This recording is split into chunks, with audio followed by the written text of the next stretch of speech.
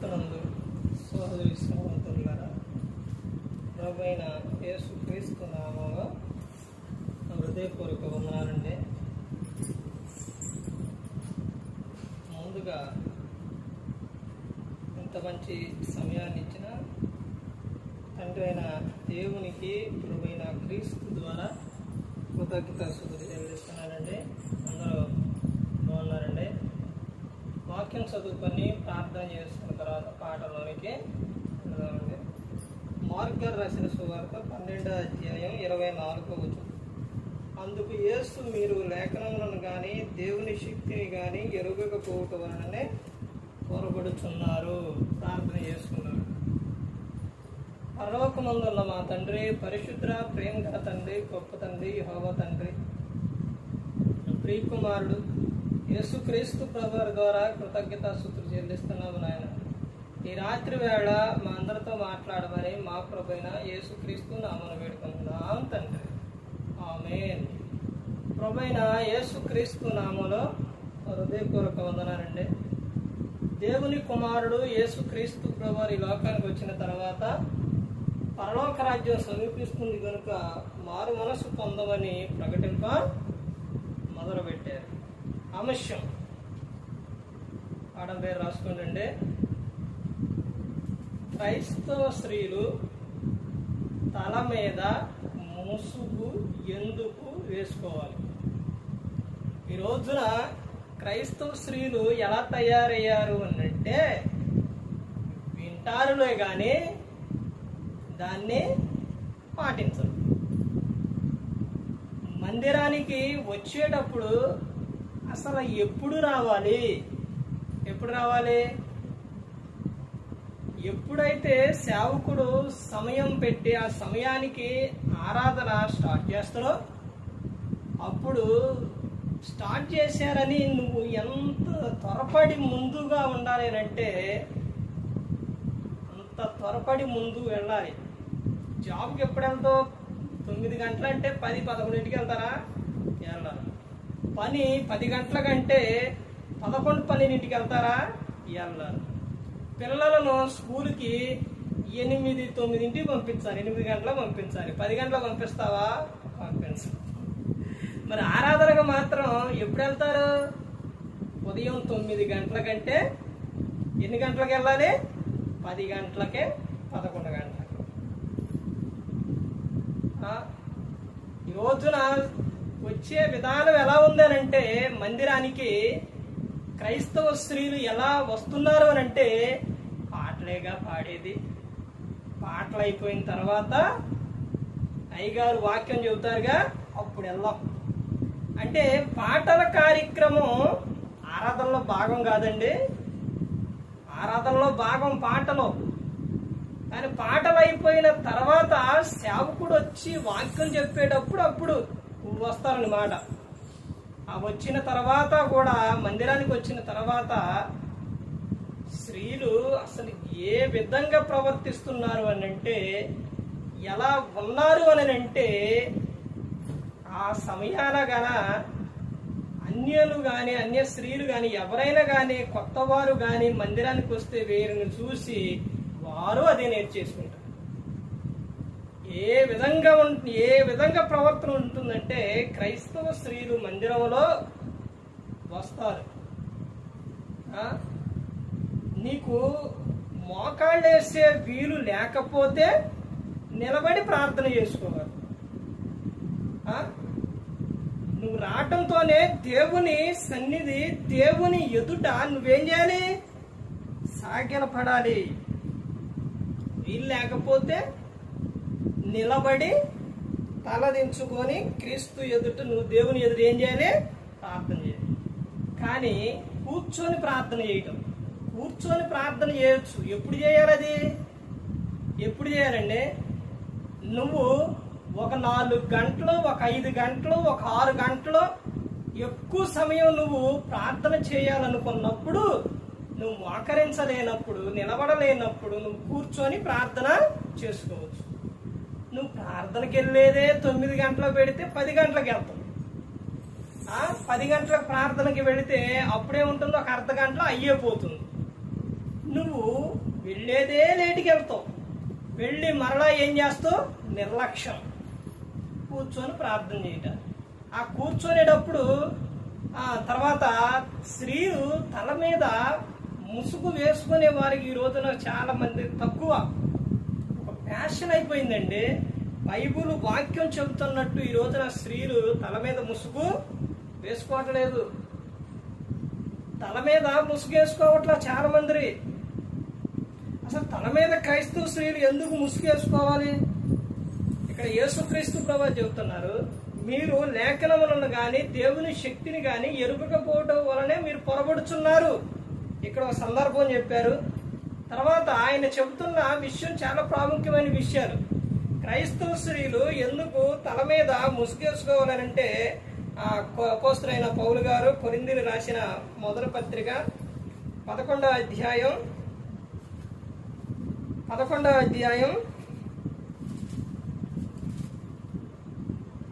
చూడండి, మొదటి నుంచి చదువుకుంటారండి. నేను క్రీస్తుని పోలి నడుచుకొనుచున్న ప్రకారం మీరును నన్ను పోలి నడుచుకొనుడి. మీరు అన్ని విషయంలో నన్ను జ్ఞాపకం చేసుకొనొచ్చు, నేను మీకు అప్పగించిన కట్టడలను గైకొనుచున్నారని మిమ్మును మెచ్చుకొనుచున్నాను. మెచ్చుకున్న ఆయన చెబుతున్న విషయం చూడండి. ప్రతి పురుషునికి శిరస్సు క్రీస్తనియు, స్త్రీకి శిరస్సు పురుషుడనియు, క్రీస్తునకు శిరస్సు దేవుడనియు మీరు తెలుసుకోవాలని కోరుచున్నారు. ఏ పురుషుడు తల మీద ముసుగు వేసుకొని ప్రార్థన చేయును లేక ప్రవశించును, ఆ పురుషుడు తన తలను అవమానపరుచును. వాక్యం వింటున్నారా, చదువుతున్నారా, చూస్తున్నారండి? వినండి, ఇక్కడ ఏం చెబుతున్నారో చూడండి. పురుషుడు తల మీద ముసుగు వేసుకొని ప్రసంగించకూడదు, చెప్పకూడదని చెబుతున్నారు. తర్వాత 5వ వచనం, ఏ స్త్రీ తల మీద ముసుగు వేసుకొనక ప్రార్థన చేయును లేక ప్రవశించును, ఆ స్త్రీ తన తలను అవమానపరుచును. ఏం చేస్తుందంట? అవమానపరుస్తుందంట తన తలనే. ఎప్పుడు? తల మీద ముసుగు వేసుకోకుండా నువ్వు ప్రార్థన చేసినా లేకపోతే నువ్వు ప్రవశించినా నీ తలను నువ్వేం చేస్తున్నావు? అవమానపరుస్తున్నావు. తర్వాత అక్కడే చెబుతున్నారు, ఏమని చెబుతున్నారంటే, అనగా అది ఆమెకు క్షారము చేయబడినట్టుగానే ఉండును. 6వ వచనంలో, స్త్రీ ముసుగు వేసుకొనని ఎడల ఆమె తల వెంట్రుకలు కత్తిరించుకొనవలెను. కత్తిరించుకొనుట అయినను క్షారము చేయించుకొనుట అయినను స్త్రీ అవమానమైతే ఆమె ముసుగు వేసుకొనవలెను. ఏం చేయాలి? నీకు అంత ఇష్టం లేకపోతే నీ ఎంట్రుకలు నువ్వేం చేయాలి? కత్తిరించుకో. నువ్వు తల మీద ముసుగు వేసుకోవడం అంత నీకు ఇబ్బందికరంగా ఉంటే, నీ భక్తి అంత శక్తివంతమైనది కాకపోతే, నీకు ఆడు చూస్తారు ఈడు చూస్తారు భక్తి రారు బయలుదేరిందంటే కట్ చేసుకో. ఎవరికి భయపడుతున్నావు? దేవునికి భయపడాలి, దేవుని వాక్యానికి నువ్వు భయపడాలి, లోబడాలి. ఇక్కడ ఏమని చెబుతున్నారు? స్త్రీకి అవమానం అయితే ఆమె ముసుగు వేసుకొనవలెను. తర్వాత 7వ వచనం, పురుషుడైతే దేవుని పోలికయు మహిమనియే ఉన్నాడు గనుక తల మీద ముసుగు వేసుకొనకూడదు గాని స్త్రీ పురుషుని మహిమై ఉన్నది. ఎలాగనగా స్త్రీ పురుషుని నుండి కలిగిన గాని పురుషుడు స్త్రీ నుండి కలుగలేదు. మరి నీ భర్తని ఇప్పుడు నువ్వు ఎలా మాట్లాడుతున్నావు? నీ భర్త మీద నువ్వేం చేస్తున్నావు? ఎవరి నుంచి వచ్చారు? ఎవరి నుంచి వచ్చారండి? ఇక్కడ ఏం చెబుతున్నారు? నువ్వు ఎక్కడి నుంచి వచ్చినావు? పురుషుల నుంచి వచ్చినావు. అది నువ్వు గుర్తుపెట్టుకోవాలి. బైబిల్ గ్రంథంలో శారమ్మ అబ్రహాం గారిని ఏమని పిలిచింది? నా యజమానుడా అని పిలిచింది. అంత గౌరవం పిలిచింది. క్రైస్తవ స్త్రీకి ఆ గౌరవం ఉందా? భర్త అంటే ఆ మర్యాద ఉందా? ఆ రెస్పెక్ట్ ఉందా? ఎలా పడితే అలా పిలవటం, ఎలా పడితే అలా తిట్టడం. తిట్టడం ఎందుకు రండి, మళ్ళీ ఆ విషయాలు ఎందుకు? కానీ పిలిచే విషయంలోనే క్రైస్తవ స్త్రీలకి ఇది లేదు. నువ్వు ఎక్కడి నుంచి వచ్చినావు నువ్వు గుర్తుపెట్టుకోవాలి. నీకు శిరస్సు ఎవరు? పురుషుడు. తర్వాత ఇంకా ఏమని చెప్తున్నారో చూడండి. మరియు స్త్రీ పురుషుని కొరకే గాని పురుషుడు స్త్రీ కొరకు ఏం చేయలేదంట, సృజింపబడలేదు. ఈ నా మాటలు కాదండి, దేవుని మాటలు, దేవుడు గ్రంథంలో రాపించిన మాటలో. తర్వాత ఏమని చెప్తున్నారు, ఇందువలన దేవదూతలను బట్టి అధికార సూచిన స్త్రీకి తల మీద ఉండవలెను. అయితే ప్రభునందు స్త్రీకి వేరుగా పురుషుడు లేడు, పురుషునికి వేరుగా స్త్రీ లేదు. స్త్రీ పురుషుని నుండి ఎలాగ కలిగినో అలాగే పురుషుడు స్త్రీ మూలంగా కలిగిన. కానీ సమస్తమైనవి దేవుని మూలముగా కలిగి ఉన్నవి. మీలో మీరే యోచించుకోండి. స్త్రీ ముసుగు లేనిదైతే దేవుని ప్రార్థించుట తగునా? స్త్రీ ఏం వేసుకోవాలంట, తల మీద ముసుగేసుకొని ప్రార్థన చేయాలి. లేకపోతే ఏమవుతుందంట, తలకు ఏమవుతుంది, అవమానం. నీ తలకు అవమానం అంటే నీ పురుషునికి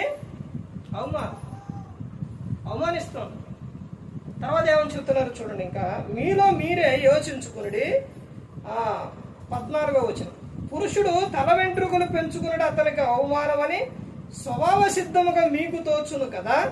స్త్రీకి తల వెంట్రుకలు పైట చెంగుగా ఇవ్వబడిన గనుక ఆమె తల వెంట్రుకలు పెంచుకున్నట ఆమెకు ఘనము.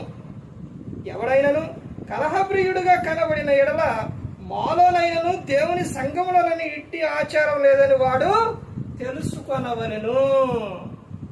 తెలుసుకోవాలి. కలహప్రియుడిగా ఎవరన్నా ఉంటే నాయన తెలుసుకో అని చెబుతున్నారు. ఇప్పుడు ఇక్కడ చెబుతున్న ఈ సందర్భంలోనే క్రైస్తవ స్త్రీ తల మీద ముసుగు ఎందుకు వేసుకోవాలంటే, వేసుకోకపోతే నీ తలను నువ్వు ఏం చేస్తున్నావు, అవమానపరుస్తున్నావు. అంటే స్త్రీ ఇప్పుడు తల మీద ఏం వేసుకోవాలి, ముసుగు వేసుకోవాలి. దేవుని గ్రంథం చెప్పినట్టు చేయాలి. ఇలా ప్రతి ఒక్క విషయంలో స్త్రీలు చాలా నిర్లక్ష్యంగా ఉంటున్నారండి. అలా నిర్లక్ష్యంగా నువ్వు ఉంటే నువ్వు మందిరానికి వెళ్ళినప్పుడు నీ ప్రవర్తన ఎలా ఉండాలి, జాగ్రత్త కలిగి ఉండాలి. నువ్వు కూర్చొనే విషయంలో, చూసే విషయంలో, ప్రతి ఒక్క విషయంలో నీ ప్రవర్తన జాగ్రత్తగా ఉండాలి. నీకు కాళ్ళు నొప్పులు వస్తే నువ్వేం చేయాలి, మందిరానికి వెళ్ళినప్పుడు నువ్వు కాళ్ళు నొప్పులు వస్తే ఏం చేయాలి, కుర్చీలో కూర్చోవాలి, లేకపోతే నిలబడాలి. అంతేగాని నీ ఇష్టానుసారంగా ఉండకూడదు. తర్వాత ఇంకా ఏమని చెప్తున్నారు అని అంటే, ఇంకా ఆయన ప్రతి ఒక్కటి కూడా స్త్రీలు ఈ రోజున ఆమెన్ అనడానికి కూడా పెద్దలంగా చెప్పట్లా. ఇక్కడ ఏమని చెప్తున్నారు, బైబిల్ గ్రంథంలోని 2 విషయాలు ఉన్నాయి. ఒకటి ఏంటంటే విశ్వాసం, 2 క్రియ. క్రియలు లేని విశ్వాసం ఏంటిదండి, వ్యర్థం.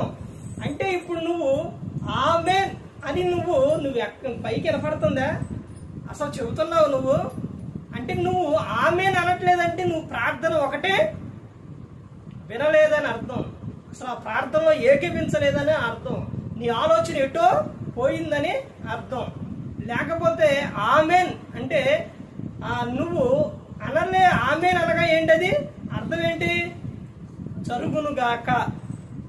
అవునండి, జరుగును గాక, అవును గాక. అంటే నువ్వు అనట్లేదు అని అంటే నీకు ఇష్టం లేదు. ఎంత నిర్లక్ష్యంగా ఉండాలనంటే ఈ రోజున క్రైస్తవ స్త్రీలు సేవకుడు కానీ ఒక విశ్వాసికి కానీ వందనాలు చెప్పే విధానం కూడా ఉండదు. తర్వాత ప్రార్థన అయిపోయిన తర్వాత ఆమెను చెప్పే విధానం కూడా లేదు. తర్వాత వందనాలు చెప్పే విధానం కూడా లేదు. ఇవన్నీ ఏమిటి అని అంటే, సేవకుడు విషయంలో సేవకుడు వాక్యం చెప్పినప్పుడు, కూడిక పెట్టినప్పుడు, ఆరాధన పెట్టినప్పుడు నువ్వు ఇంత నిర్లక్ష్యంగా ఉంటున్నావు అని అంటే నువ్వు దేవుని పట్ల నీకు భయమో లేదు, భక్తి లేదనమాట. నువ్వు దేవునికి భయపడే వ్యక్తివైతే, పురుషుడైనా స్త్రీ అయినా దేవునికి భయపడితే సేవకుడు నువ్వేం చేస్తావు, గౌరవిస్తావు. సేవకుడు మాట వింటావు.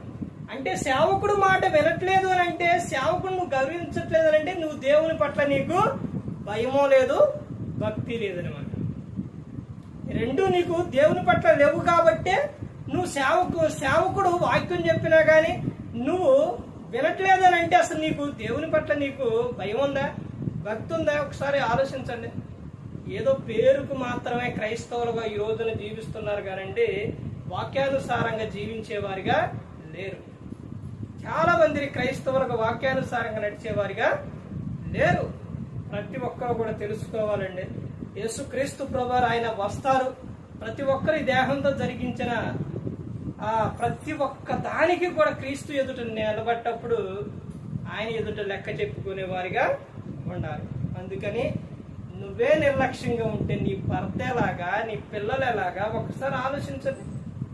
నువ్వే నీ ప్రవర్తన సరిగా లేకపోతే నీ భర్తను ఎలా రాబెట్టుకుంటావు మందిరానికి? పేతురు గారు రాసిన పత్రికలు అదే చెప్తారండి. నీ భర్తకు వాక్యం ప్రార్థన తెలియకపోతే నీ పవిత్ర ప్రవర్తన చూసి రాబట్టగలుగుతావు. ఈ రోజున నీ భర్త మద్యపానం నుంచి, ధూమపానం నుంచి, అమ్మాయిల నుంచి, లేకపోతే తిరుగుడు నుంచి, తాగుడు నుంచి, వీటన్నిటి నుంచి మారట్లేదని అంటే నీ ప్రవర్తన సరిగా లేదు అని అర్థం. నీ ప్రవర్తన సరిగా ఉంటే అలా తాగుతున్నప్పుడు, తిరుగుతున్నప్పుడు నిన్ను చూసి ఏం చేస్తారు?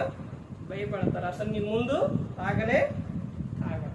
ఆ విధంగా చేయట్లేదు అని అంటే నీ ముందే నీ వాళ్ళ కోరికలు వాళ్ళ ఇష్టానుసారంగా జీవిస్తున్నారు అని అంటే, ఒకటి వాళ్ళకి దేవుని పట్ల భయభక్తులు లేకుండా ఉండాలి, లేకపోతే నీ ప్రవర్తన సరిగానైనా లేకుండా ఉండాలి. అది ప్రతి ఒక్కరు కూడా తెలుసుకోవాలి. ఎవరు కూడా నశించి నరకానికి వెళ్ళిపోకూడదని యేసుక్రీస్తు ప్రభువారు ఈ లోకానికి వచ్చి మనందరి కోసం సిలువలో తన ప్రాణాన్ని పెట్టారు. ప్రతి ఒక్కరూ కూడా కుటుంబం ఆశీర్వదింపబడాలి అని అంటే ఎలా ఉండాలంటే దేవుని పట్ల భయం ఉండాలి, భక్తి ఉండాలి, మంచి ప్రవర్తన కలిగి ఉండాలి. కుటుంబం అంతా కూడా దేవుణ్ణి ఆరాధించేవారిగా, స్తుతించేవారిగా, ఆయనకు నిత్యం కృతజ్ఞతాస్తుతులు చెల్లించేవారిగా ప్రతి ఒక్కరు కూడా ఉండాలి. ఏ ఒక్క చిన్న తప్పు చేసినా ఆ తప్పును బట్టి వెంటనే నువ్వేం చేయాలి? దేవునికి ప్రార్థన చేయాలి. దాన్నే అలాగే ఉంచుకోకూడదు. వెంటనే నువ్వు ప్రభా ఇది తప్పు ప్రభా, నన్ను క్షమించు ప్రభా అని నువ్వు అడగాలి. ప్రతి ఒక్కరు కూడా గమనించుకోవాలి. ప్రతి ఒక్కరు కూడా ప్రార్థనలోనే బాగా ఎలా ఉండాలంటే నలిగేవారిగా ఉండాలి. మనకి ఎవరైనా కానీ కొన్ని సందర్భాల్లో చూడండి, ఎక్కువ సమయం ఎవరైనా మాట్లాడుతూ ఉంటే వచ్చినైనా ఎంతసేపు అయినా మనం ఉండగలుగుతాం. కానీ ఆరాధనకు వచ్చేసరికి, కూడికి వచ్చేసరికి ఉండలేకపోతున్నావంటే నీ పక్కన అపవాది ఉండి నిన్ను ఏం చేస్తుందంటే కొడుతుంది అనమాట. అందుకని నువ్వు కూర్చోలేవు, నుంచోలేవు, వినలేవు, నువ్వేది కూడా చేయలేకపోతున్నావు. అపవాదిని ఎదిరించాలి అంటే నువ్వేం చేయాలి? దేవునికి లోబడి ఉండాలి. నిన్ను బ్రతికించేది, నిన్ను కాపాడేది దేవుని వాక్యమే, దేవుని మాటే. లోకవార్తలు కాదు, ముసలమ్మ ముచ్చట్లు కాదు, పనికిమాలిన మాటలు కాదు. అవి నీకు అనారోగ్యాన్ని తెస్తే, నీకు మనశ్శాంతి లేకుండా చేస్తే, తర్వాత నిన్ను ఈ లోకం విడిచినప్పుడు పరలోకం వెళ్లకుండా చేస్తాయి. దేవుని మాట నిన్ను బ్రతికిస్తుంది, నిన్ను కాపాడుతుంది. ఆయన వాక్యం మన పాదములకు ఏంటంట? దీపం. మన పాదాలలో మనకి నెమ్మది ఇచ్చేది ఏంటది? వాక్యం. అందుకని ప్రతి ఒక్కరు కూడా గమనించుకొని, ప్రతి ఒక్కరు కూడా దేవుని యందు భయభక్తులు కలిగి, పరిశుద్ధాత్మ మాట ఇంటూ హృదయ శుద్ధిని కాపాడుకుంటూ క్రీస్తుని పోలి నడుచుకున్నప్పుడు ఈ లోకం విడిచినప్పుడు పరలోకానికి చేరుకుంటారు. మరి ఈ విధంగా నేను పెట్టి మాట్లాడించిన తండ్రి దేవునికి కృతజ్ఞతాస్తుతులు చెల్లిస్తూ, ఇంతవరకు శ్రద్ధగా ఉన్న మీకు ప్రభు పేట నా హృదయపూర్వక వందనాలు చెల్లిస్తూ మాట ముగిస్తున్న అందరికీ వందనాలు.